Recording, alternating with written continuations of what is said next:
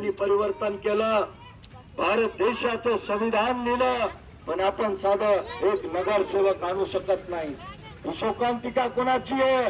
तुम्ही म्हणतात मला राजकारण आवडत नाही, मला राजकारणाची फार चीड आहे, नको म्हणे राजकारण, काय माझं पोरग जातो तिकडं।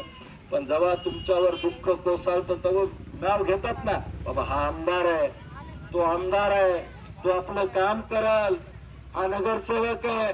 पण हे हराम गरीब लाचार लोक जे काँग्रेस राष्ट्रवादीचे काम करतात आणि बाबासाहेबांचं नाव घेतात, ते तुमचं काम कधी करणार नाहीत। हाच संदेश या केज विधानसभेमध्ये मी उभा राहून देतोय। हाच संदेश असा असणार आहे की आमूलाग्र बदल करून आणणार आहे। त्यामुळं आज तुम्ही दाखवून दिलंय की बाबासाहेबांचं काम करणारे कोण आहेत। महिलांनो, तुम्हाला मी सॅल्यूट करतो आणि एकच संदेश देतो,